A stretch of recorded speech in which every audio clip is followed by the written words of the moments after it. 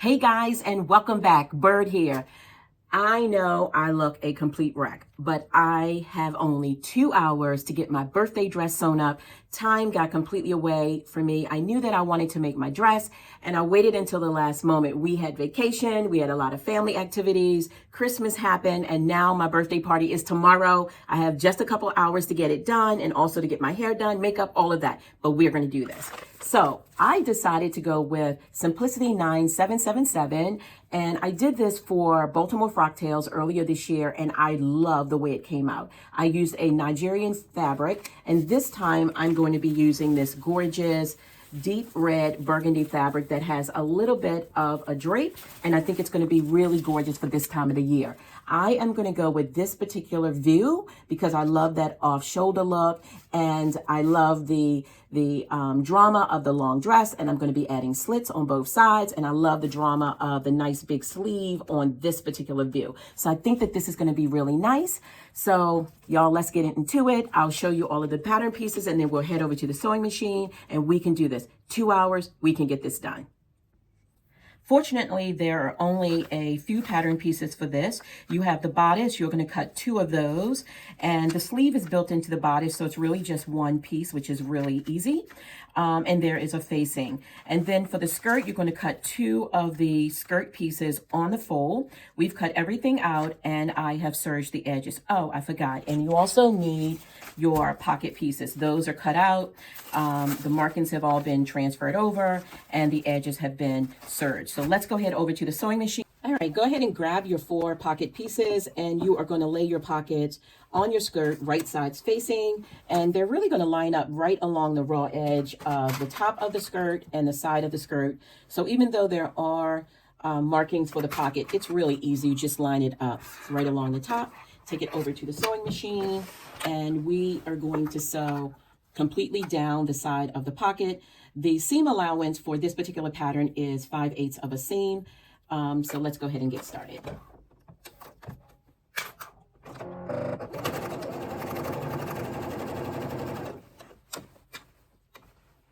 I don't know why I put myself in this time crunch. The holidays, they came so darn quickly. And as I mentioned, we went on vacation, took a trip as a family to get away. It was really, really needed. And I just lost track of time. Okay, so I've sewn on 1 pocket piece, and it will look like that. And so after you've sewn on each of your pocket pieces, now my markings are white, but this is Taylor's chalk. And when I take it over to my ironing board, as soon as I hit this with a little bit of heat, that's going to disappear, which I really, really love. But before taking it over, I'm going to go on, and as I sew each of the pockets, I am going to understitch. So moving pretty quickly through this, I think we can do it. This is an easy pattern.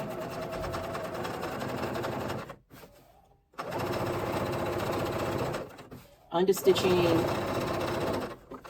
is so critical, and it really can make a huge difference in the way that pockets and facings and collars and those kinds of things come together.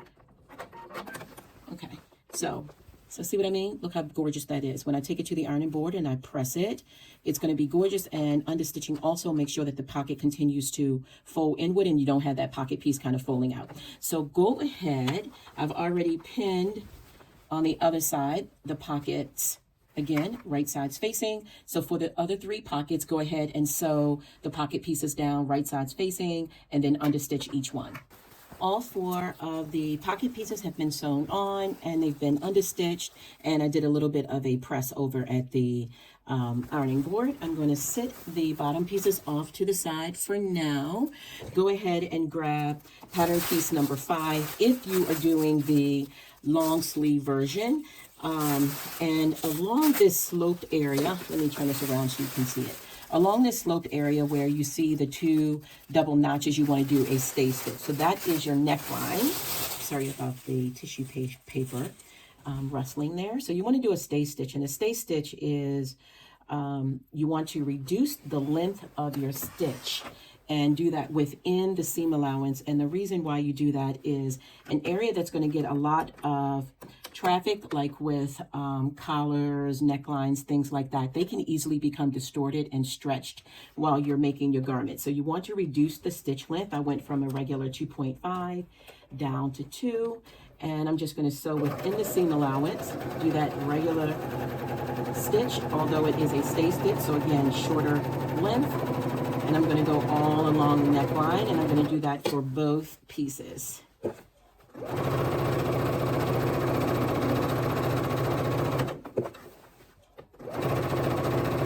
And on the sides here, go ahead and clip and pin them. My fabric actually doesn't slide around, so I will be able to get away with not having to do a whole lot of clipping, which is great because I don't have a lot of time.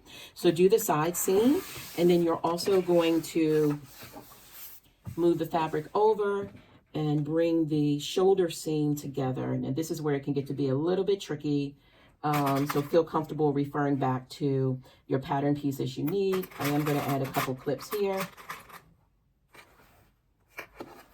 lining up that notch there. Okay, once you have done that, go ahead and take this over to your sewing machine. I'm going to start with the side seam. Oh, let me get my little piece of tape. This is one of my little tricks that I like to do, especially when I don't have a lot of time. It just makes sure that I am sticking to the seam allowance for the pattern, which is 5/8. So I'm just going to put this little painter's tape down, which will make sure that I kind of keep my eye where the seam allowance is, and I can sew a little bit faster. Okay, I'm going to start with that. Where is it again? See, I told you you can get a little bit turned around with this. All right, there we go. 5/8 in seam allowance.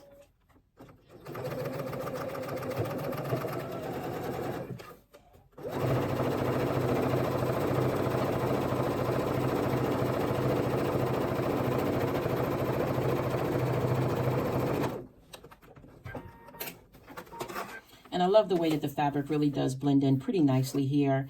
This, I think, is really a burgundy type of fabric, and I'm using a dark brown. I think that actually matched it pretty well. Let's go ahead and sew that shoulder seam. And you're only going to have one shoulder seam because this is a one shoulder dress. Okay. The side seam and the shoulder seam is sewn, and then you have this kind of dip at the top of the pattern. You want to leave that open because that's pretty much the opening for your hand, and that will be hem. But starting on the other side of that dip, go ahead and bring the pattern pieces, fabric pieces together, and you are going to sew all the way around, trying to show that little curved edge, all the way around the curved edge, all the way down to the waistline. So let's go ahead and make that stitch all the way down. So the sleeve is completely sewn now, and you just have this little opening, which is where your hand will go. So on the inside, you want to fold the fabric slightly toward the inside of your fabric. Wrong side's touching this time around.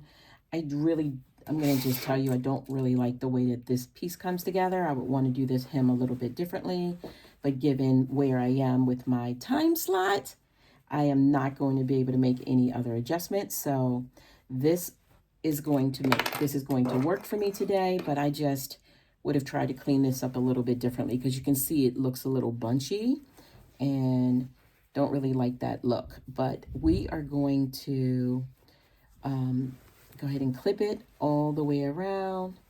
I am actually going to give it a little bit of a press before I take it to the sewing machine to hem it. This is one of the reasons why they have you cut the fabric on a bias, because when it's cut on the bias, you get a little bit of kind of give, a little bit of wiggle room. But because I serged my edges and I serged them with a security lock, and I shouldn't have done that because I really negated the stretch here, and I may actually loosen up the serge my overlocker threads. so that I get that little play back in the fabric, because it does make a difference here. So go ahead and clip, and then you're just going to sew all the way around that arm opening. So the sleeve is completely sewn now from the opening here all the way down to the waistline, and you just have this little opening for your hand. The first time that I did this, I actually hacked the sleeve, and I made this a single seam, sorry about that, from the neckline all the way down the shoulders, all the way down the sleeve, and then I cut a little opening down on this bell looking part and added elastic there, and so for my opening for the hand. This time I left it the way that the pattern is actually made to be sewn together, and I still really love it. So let's move on to the next section. Set your bodice piece off to the side for now, and we are now moving on to the very last piece included in the pattern, and that piece, those are your facings. And so you should have 4 pieces of the facing. 2 of them should have interfacing, and the other 2 should not. So I'm going to start with the interface pieces, and you want to bring the short ends together and go ahead and clip the short ends together. And on the other end, you're going to clip the single notch together.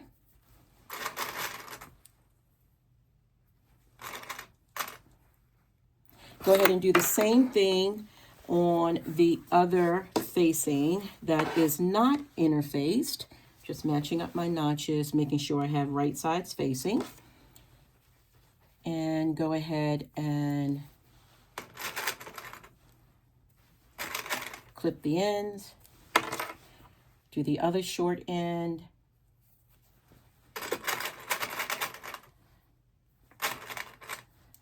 Take it to your sewing machine.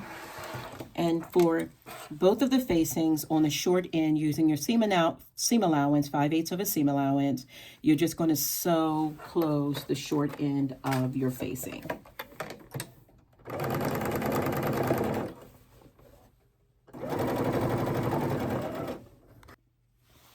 The front band pieces, the front band as well as the facing is sewn on the short end. And I've gone ahead and pressed open the side seam on both the facing as well as the exterior piece, so the band. So the piece that does not have the interfacing is the actual band. The piece that has the interfacing is what you would call the facing.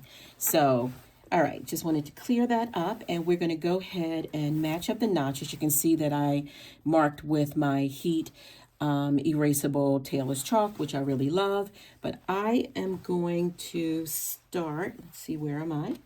Right sides facing, and I am going to start at the seam, making sure the seam is pressed open, and then slowly make my way all the way around the neckline. Perfect. Now we stay stitch the neckline because there's a lot of movement when you're sewing on the neckline. So we stay stitch that.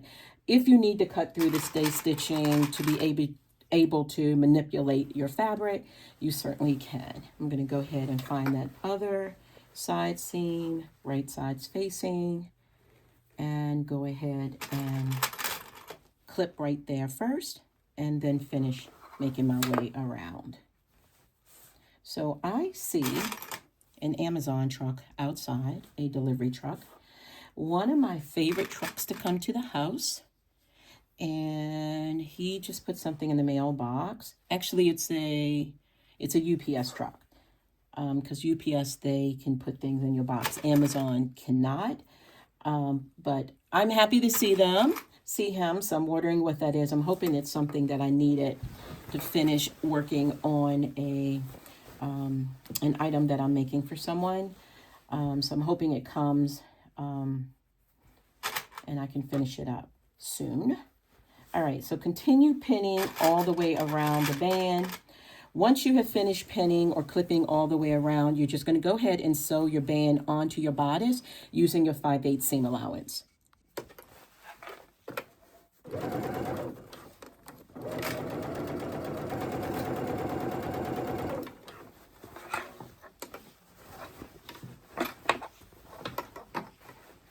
With all of the manipulation you have to do when you are sewing on the neckband is the other reason why stay stitching is so important, so you don't end up distorting your neckband, your neck area, which would be really detrimental to the overall fit, and not just the fit, honestly, the look of it. And taking the time to do understitching when understitching is called for, or stay stitching, truly make the difference between wearing what may look like homemade garments versus handmade custom garments. So it's those small little extra steps that make a huge difference. All right. Make our way all the way around.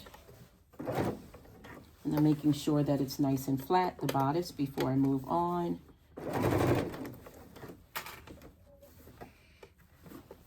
Making sure that those raw edges remain lined up.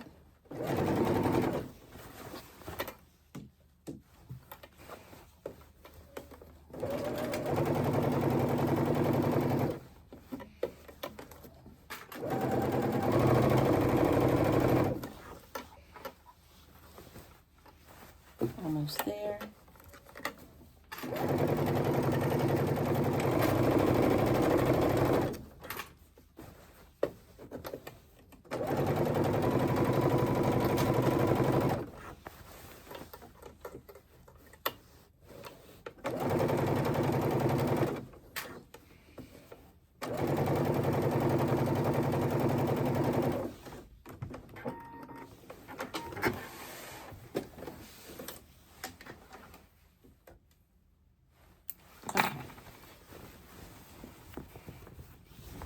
All right. So I know it's a little bit hard to imagine the way that this fits because it's a one-shouldered dress and one-shouldered bodice, but this is actually your side seam that will go along your rib cage down to your waist. This is the waist area. This is the neckline, and then this is that big, beautiful,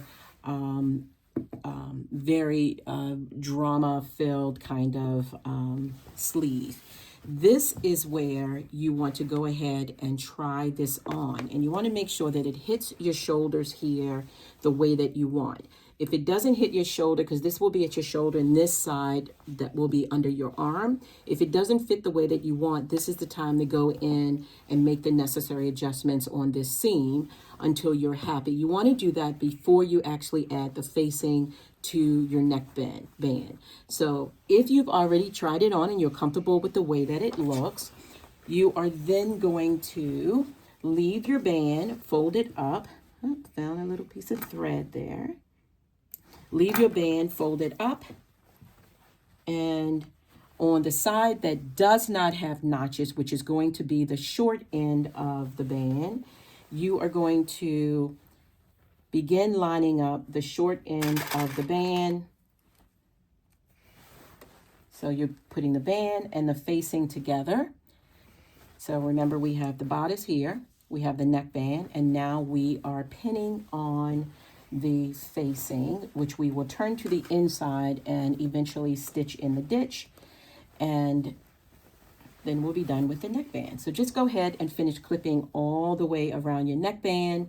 Don't forget to take the time to try on your garment, your bodice at this particular time, and make whatever adjustments are needed.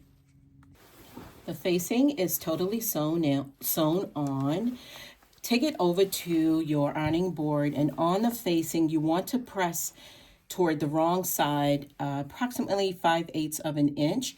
And this is basically creating a finished edge on the inside, and I'll show you how that looks when we get to stitching it in the ditch. So you want to, on the facing piece, fold it to the wrong side about 5/8 of an inch. Once you have done that, you want to make sure that the band, you also press that so you have a nice, beautiful finish there. And that is looking really good. I love the way everything is all lining up. Once you have done that, this is where the stitching in the ditch comes in. Not the stitching in the ditch. The understitching, which is so important. So we're going to go ahead and understitch the facing.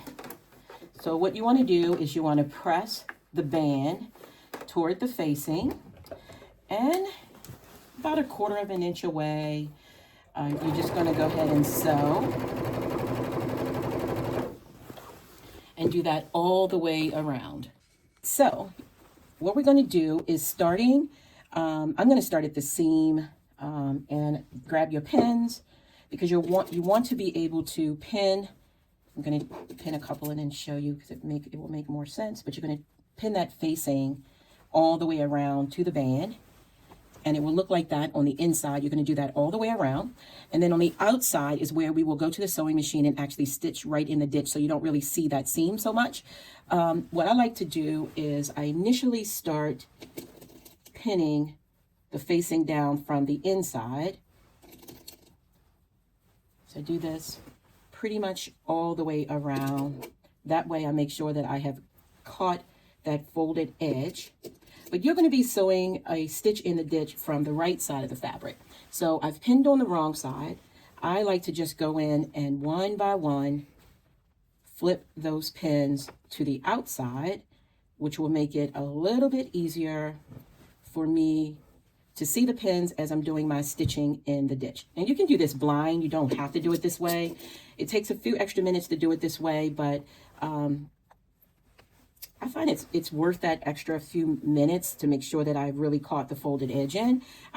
The folded edge here is pretty decent, and it's nice and thick. So I think, and I can feel it with my finger. So I'm just going to continue to pin around. I think I'm going to be okay with just pinning on the outside. But I wanted to show you that other option, because when I first started doing this, I would always pin on the inside and then move the pins to the outside, versus just starting initially with the pins on the outside, because sometimes you can do that. Then you look on the inside and realize that you did not catch the folded edge. So I've kind of learned to use my fingers as I do this. Okay, so let's just go ahead and continue to pin all the way around. We're all pinned, and let's go ahead and stitch in the ditch.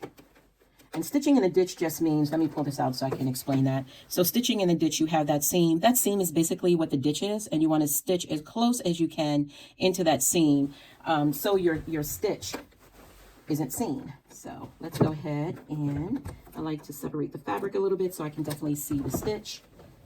And using the guide on my presser foot, just go ahead all the way around and sew your facing down. Grab your skirt pieces. You should have 2. Earlier we sewed on the pockets, we understitched the pockets, and so you want to turn your skirt pieces right sides facing. So I have mine faced up, a couple straggling pieces of thread. That's always the case, right sides facing, and you are going to line up those side seams. Now I love using clips versus pins for obvious reasons. Pins, when they hurt, they hurt. So I like to use clips instead of pins. Less chance of me cutting myself, sticking myself. But when you are putting together the side seams, especially here at the top, I like to put a pin. And at the bottom of the pocket, you'll see that I'll grab a pin for that area as well. So let me go ahead and do this. Okay. So when you're clipping the bottom of the pocket, you want to make sure that you do, so I like to lay it flat. I don't do it hanging up in the air, to make sure that that is laying completely flat and it lines up perfectly. I'm going to go ahead and grab a pin and put that in to hold it down. And then you're going to continue to clip or pin down the entire side of your skirt until you get to this notch. So there should be a notch that you transferred from your pattern piece, and you're going to stop sewing there. So it's not very long, and the reason why is this is going to be an open slit. It's supposed to be just on the right side of your skirt. Certainly if you want it on the left side, put it on the left side if you prefer. When I made this the first time, I did a slit on both sides, and because I haven't decided whether I want a slit on both sides or if I want it just on one side, when I clip the other side together, I am actually going to stop sewing at that notch once again, and then I can make a decision after I sew the bodice together to the skirt. I can make a decision at that point as to whether or not I want to close one of the slits. I really did like it open. I'm not gonna, you know, I don't kid you at all. I thought it was really nice. So I'll see how it looks and then make that decision. As I did on the other side, I want to lay the fabric flat to pin down toward the bottom of the pocket, making sure that everything is lined up nicely. And then go ahead and put a pin here. And then I'm going to clip down again to that little notch that I transferred from my pattern piece. Using your seam allowance, 5/8 of a seam allowance, you're now going to take this over to your sewing machine again. I'm going to pull my sewing machine back.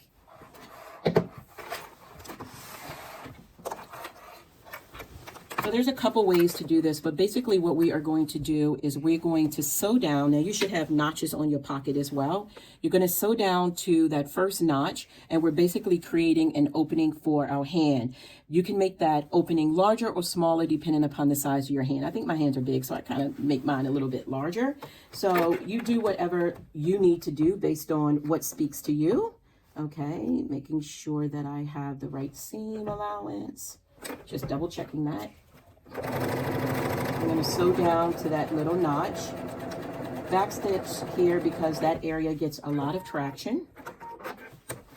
I'm then going to go back to the top of my skirt, and you don't really have to close this part in, but I'm just going to go ahead and sew it closed. It doesn't matter. And then pivot, and I'm going to sew all the way down and around the pocket.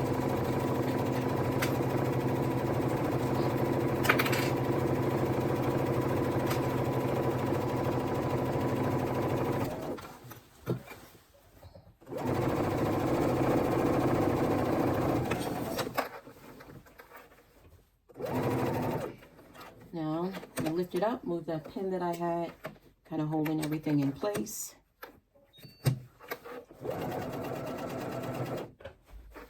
Making sure that I'm about 5/8. Now, this is where I like to kind of place my hand to see if I'm going to feel comfortable with the opening. I think it's really good. So I'm going to sew up to that dot area again. Add a little back stitch. Turn the garment around, and then continue from that little area all the way down along the side of the skirt.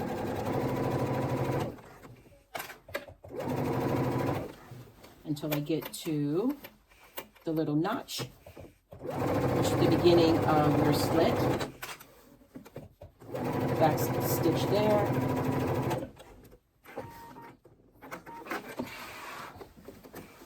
That's looking good. So that's what it's going to look like. That is what it looks like on the outside. And I'm really happy with the pocket. Nice and open. I feel very comfortable placing my hand in and out of it. If you want to make it more narrow of a pocket opening, you certainly can. And I may actually make my pocket opening maybe another 5/8 inch more narrow.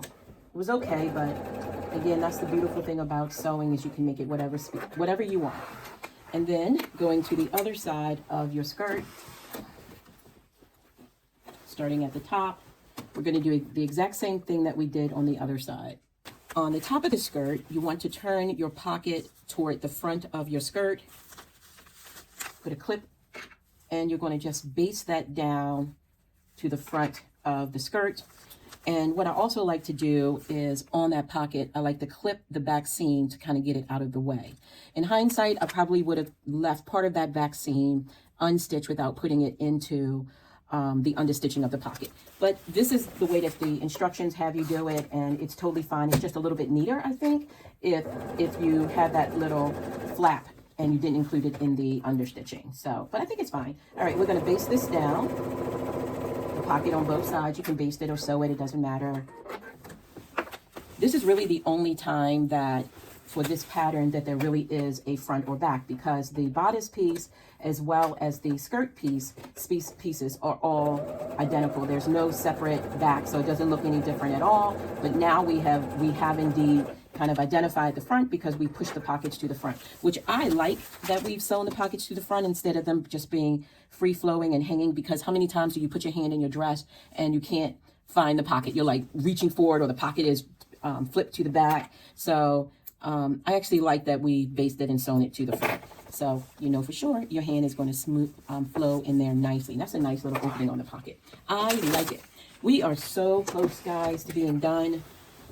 We need to do the waistline, the casing in the waistline, close up the, not close up, but hem the slits, hem the skirt based on how you want it to be hemmed, whatever length, and you go from there. My cat, I have to do a really thorough dusting. I did a good cleaning yesterday, but man, I need to do a thorough dusting. Now this part is going to be important because I want to make sure that the opening, the arm that's going to be out, I want to make sure that the arm that's out is my left arm, because I have a new tattoo and I want to show my new tattoo in honor of my sister who I lost earlier this year. And I want to carry her with me, and I want to put her on display.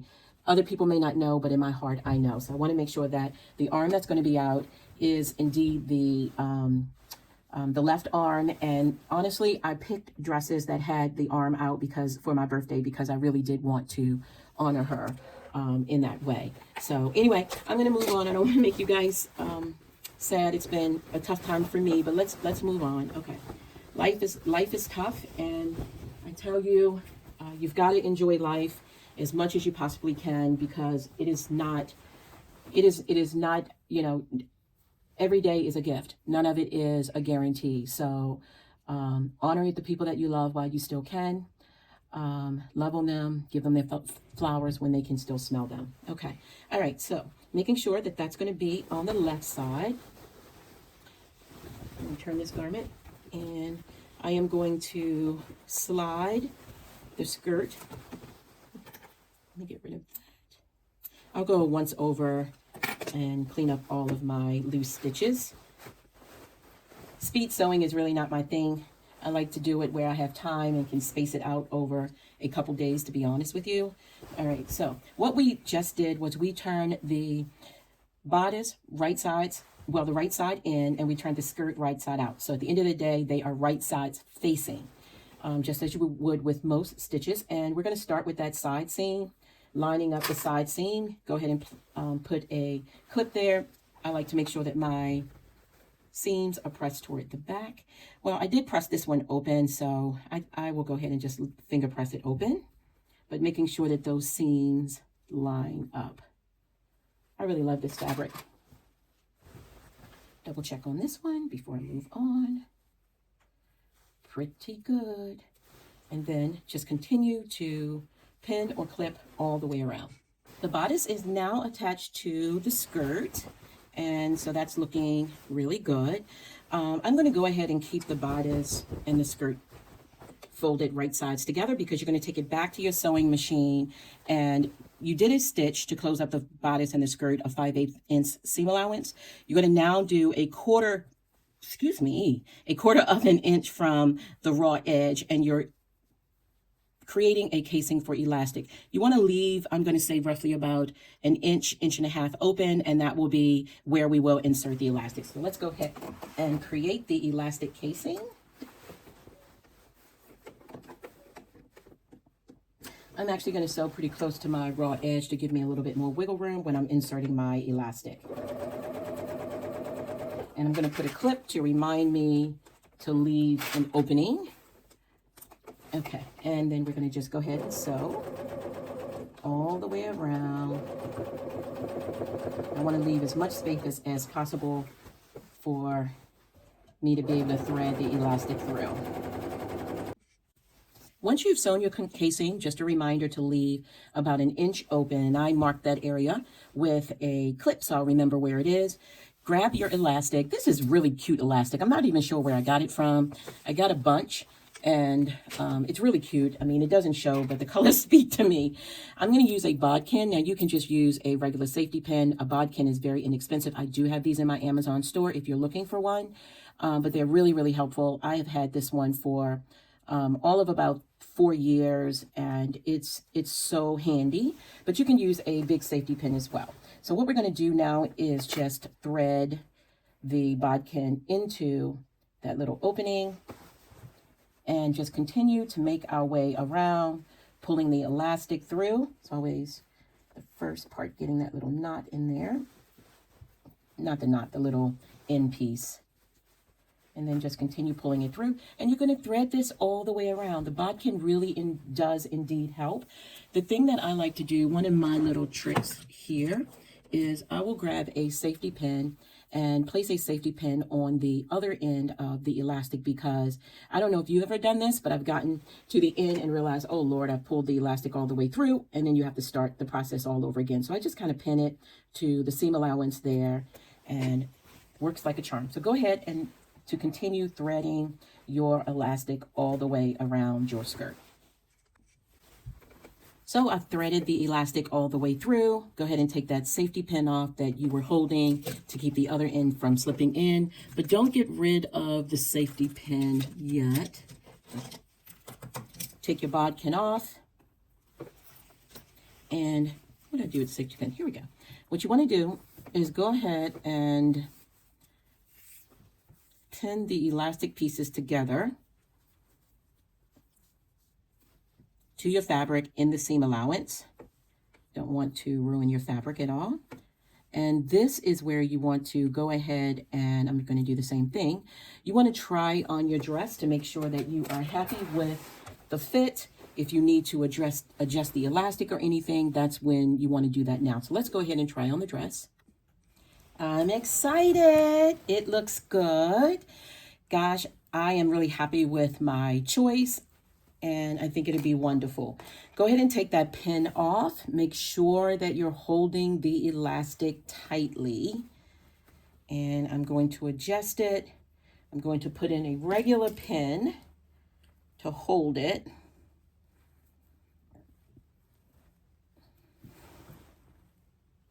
Right where, whoops, come on now.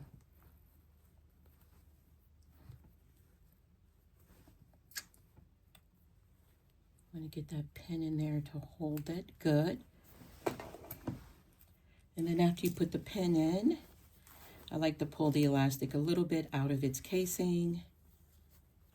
Turn your stitch on your sewing machine to a zigzag stitch. This is a narrow piece of elastic, so I reduced the width of the stitch. Make sure that your elastic, when you were threading it through your casing, that you didn't twist it, so take your time to do that. Sometimes if it happens, you can start again. Okay, now if I can get this without the elastic moving. Okay. Once I get a stitch down, I'm able to then move the safety pin, and it popped right out. Let me grab put my presser foot down. I'm gonna just use my tweezers to hold it in place and put a couple stitches in. And that doesn't feel like it's getting the stitches in. Let me try again. Okay, let's try this again. Put another pin in. If you have any tips on doing this, go ahead and drop them in the comments. I'm going to go ahead and start midway. Put my needle down in the elastic. And take the thread out, take this safety pin out, not the safety pin, but the pin. I'm going to hold it down with my tweezers, and that was just exactly what I needed to do. I'm going to sew down, not a terribly long distance. It's about a ½ inch.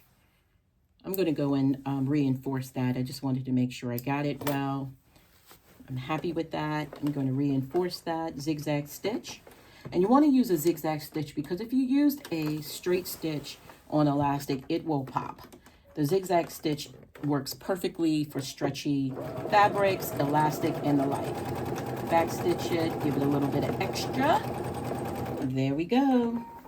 Let me grab my scissors, clean up some of these extra threads. So clean up the extra threads, and you can get rid of the additional elastic that you did not need. Trim that off, get rid of that. I do love this color, even though you don't see it. It's the small things that really excite me. Let me clean this end up, making sure that I'm not cutting through both pieces, because then I'm back to square one. And I usually do this off camera so I don't bore you. Okay, now I just kind of pull that elastic into the seam, into the casing. I'm going to put a pin in it so that when I close up that casing, I don't end up catching the elastic, because I want the elastic to be able to continue to flow without any interference from being sewn completely down. You want to change your stitch back to a regular stitch, and I'm going to sew very close to the raw edge. Pin got in the way a little bit. I may have to go back over that. Let me take a little look. See if I got the casing. I am definitely, before I wear this, I am definitely going to have to go do a once over, get rid of all the cat hair, do a once over in my room too, and go over and make sure I've gotten all of these loose threads. Okay, once you've done that, you can then just begin to move that elastic around the casing so that it's evenly spread around your waist, and that is looking good. Take it over to the ironing board, and you're going to press that nice and neatly. Look at all that hair. It's almost embarrassing, guys, all of that hair. And I did a deep clean in this room, but this fabric, for whatever reason, is attracting every single thing. And when I put it on, I had static cling, so I'm going to have to address that too. I'll grab the dryer sheet and take care of that. All right, so this is how it's looking on the outside. I'm going to give that a press. There's the off shoulder. There's the waistline. And I should go ahead and put in, oh, I should have put one of my tags in earlier. I may hand sew my tag on because I forgot to do it earlier. No big deal. I'll come back and hand sew it on.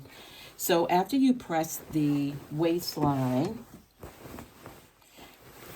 turn your fabric, turn your dress inside out. And we're looking at the side seam of the skirt.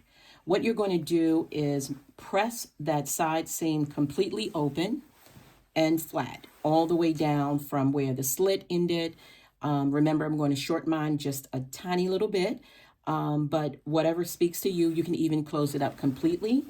And you're going to press all the way down to the end, 5/8 inch seam there. And then we're going to come back so that, and while you're at your ironing board, if you want to go ahead and create a little bit of a memory hem by pressing up the seam allowance on the bottom of the skirt, you can do that as well. Now, when I tried this on, it was really kind of long. So I'm not going to hem it today, but I am going to clean up the seam. I'm not going to hem it today because I want to, or I should say I'm not going to hem it right now because I want to try it on again with my heels to make sure I'm happy with the length, because I don't want it too short. I really want that long, elegant look. So I'm going to go ahead and do the pressing of the side seam. This is how it will look on the inside once you've pressed the side seam open. I opted to keep both side seams. What we're going to do is now going to start at the hem and sew all the way up the side seam. Make a little turn at the top of the side seam and then come down on the other side. You'll notice that I'm sewing on the wrong side of the fabric. I actually find that it helps to make for a very flat seam. When I'm doing hems sometimes, when I'm doing slits, even button casings. It's just, and it just comes out nicely. And what I do is I make sure that I'm keeping my presser foot the same distance from the edge all the way for a nice, clean, straight seam. Let's continue all the way up to the slit area.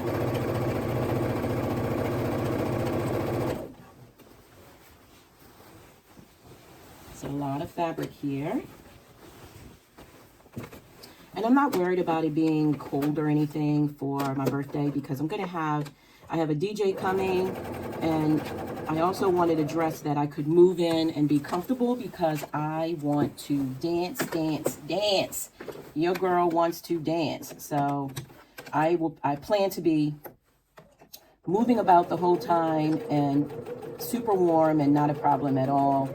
Not to mention my hubby is going to drop me off literally at the door where my party is being held, and he will pick me up right there. So I will be in the cold for all of a few minutes. Hopefully you are following me over on Instagram, and you'll see this really gorgeous fur coat that I made last year. It's black and it has a really beautiful lining, and that's what I'm going to be wearing. So I'm going to wear my faux fur coat, and I think that that will be really beautiful. Don't forget, guys, if you are new to me, please take a moment and subscribe. Turn on your notifications so you will be notified when I've gone live or when there's something new up on the channel. All the way down to the end. I also would love if you would just drop a comment in the comment box below. I love hearing from you guys. I love your feedback and your thoughts on all of the makes and things that you would love to see me make as well. So this is how it looks on the outside, and just look at how gorgeous that looks. So once I take this over, let me get up close so you can see that. Once I take this over to the ironing board, it is going to be just gorgeous. So you do that over on the other side of your dress, on the slit. I'm grabbing my pattern. Do that on the other side of your dress. Finish up your hem, and you are good to go.